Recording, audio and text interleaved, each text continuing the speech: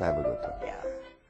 Hi, I'm Mort Cooper, your host on Change Your Voice, Change Your Life, subtitled The Inner Voice. And we have a young lady, your name is? Claudia Cismondi. You have a condition that's called? Spasmodic dysphonia, or SD. SD, spasmodic dysphonia. The medical profession says your condition is incurable. How long have you had this condition? It started about 7 years ago. What happened? Well, it's been a process. I first had they said acid reflux. Mm-hmm. I took reflux medicine and then voice therapy, and I'm getting my voice right now, which is part of my behavior or disorder. I had Botox at one point to loosen up my vocal cords, or so I could speak. Not very well, not with a nice voice, but I got a voice. You use a TDY now? Yes. What is a TDY? It's a machine that you type into, and I type words, and an operator gets the words, and then she will speak the words to the person that I've called. You also use an electrolarynx. I That's a try device. not to. I was given one, though. The state of California will provide voice devices for people with disabilities, and it wasn't very nice sounding. I sound like Darth Vader when I use it, and it makes other people more uncomfortable than it would make me. Yeah, it's frightening. It's a robotic sound. Oh, it's not very pleasant. No. And you came to see me, this is your second week. This is just a taste of the voice that I recorded the first session. I've had MD for 7. You recognize that voice? Yes, I hate that voice. MD for 7 years. On the phone, it's very difficult to understand, so we communicated by email. And also, I believe I might have used my TTY with the receptionist. Right. But you came in and your voice was not there. Severely spasmodic. Your laugh is very normal. Your laugh is your voice. You've suffered with this condition. What has it done to you mentally, psychologically, emotionally? It's been really hard. It's caused me to be depressed, very frustrated. I haven't been able to work because when I do tighten up, I can't answer the phone. I lose business. Imagine a young girl calling to want to have her wedding done, and I go, and that's happened many times, so I just don't answer the phone. You have a perfectly normal voice now. Yes, that's wonderful, but it's driving me crazy because it will tighten up. Why will it tighten up? The subtitle of the program is The Inner Voice. You have an inner voice telling you what? What is it saying to you? It's not going to last. It's not going to work. You're going to lose it. What does the inner voice tell you? Right now it's saying, be thankful I'm talking. But it's going, why are you talking right now? You know, what is making me talk, and how can I control it? How can I always be able to have this voice? You don't breathe normally. I pointed that out, right? Did you realize that? Yeah, sometimes I do, and sometimes I don't, and I don't know when, unless I'm reminded. So you keep your hand on your midsection to make sure that your stomach is going out when you breathe in, and when you talk, your stomach should be going in. I showed you how to do that lying down on the couch. How long did that take me to show you how to breathe properly? Not that long, but doing it consistently has taken work. Where's your voice when you go consistently? Can you change that? I'm working on it. Can you change just the way you said it and use it Okay, in the let normal me try. voice? Yes, bring it up. And I'm using my breath. Mm-hmm. I have to remember in and out. Mm-hmm. So I sometimes hold my breath and Right. keep on talking like that. Right. Spasmodic dysphonic patients, believe it or not, try to talk without air.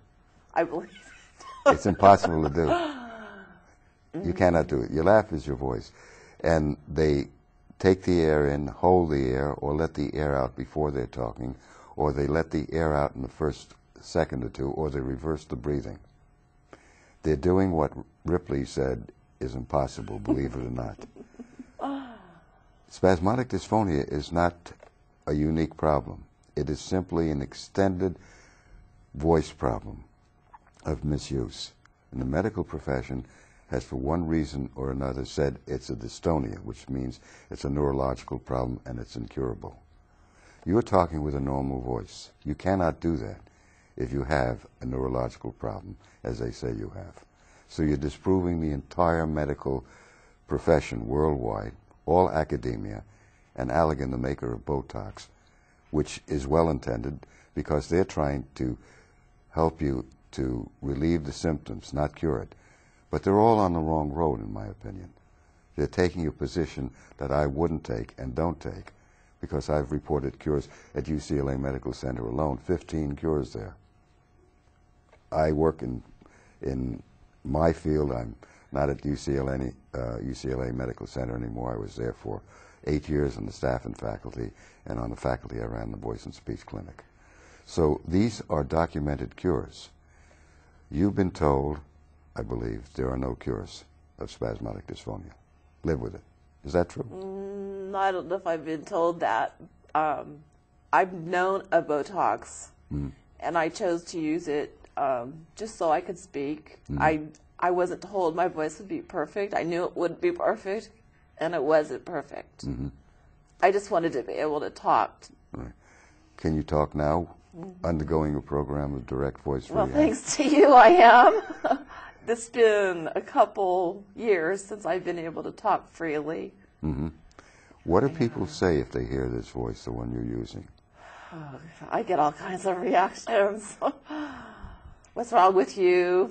Lofted. But this voice, I'm sorry. I'm enjoying my voice right now. Yes, enjoy it. This is the voice that Claudia had. It was of the earth. You're comparing it to this voice now. Do people hear this normal voice that you have on the telephone? No, they haven't. Who has heard it?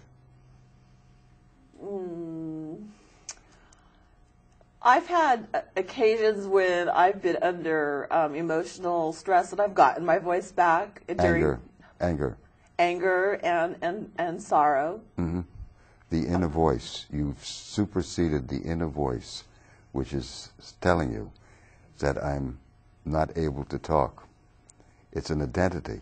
I'm saying that identity is wrong, that you can't talk if you put very simple mechanical variables together. Breathing right, breathing easy, and putting your voice up in the face. Do you feel the normal voice up in your face? Yes, yes. Do you recognize the difference between your normal voice, which is great, and this voice? It was of the earth. Well, who can't? That's in the lower throat. All spasmodic dysphonia, Claudia, is in the lower throat. The medical people say it, the academicians say it. I'm saying that's where it is, but it needn't be there. That's why they're misguiding you in saying there are no cures, because they're saying you can't change, but obviously you can change. And if you can change, obviously it can't be a neurological or basal ganglia problem or genetic problem or acid reflux. You tried acid reflux drugs? Did it change your voice? Well, not really, no, no. That is the modus operandi around the world, acid reflux. There was a study done by Merck in 1992, I believe. They sponsored the study, and they found that bad and raspy voices are related, associated, and causing bad and raspy voices, acid reflux.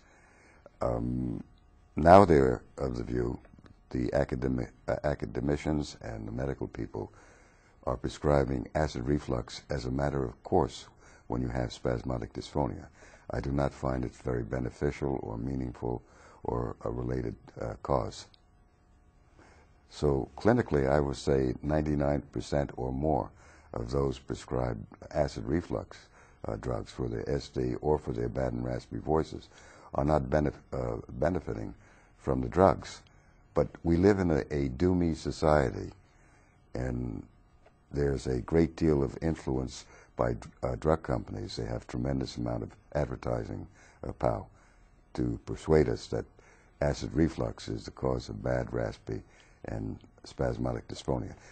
What am I doing that wasn't done for you in speech therapy? Did you have speech therapy? Yes. Well, I'm having intensive therapy with you. Mm-hmm. Many speech therapists are very busy. They can't help me for 2 or 3 hour at a time. They have other patients they have to take care of. And you've allowed me the time to work at it, not 1 hour a week. That wasn't going to get it handled for me. No. I needed intensive therapy. Mm-hmm.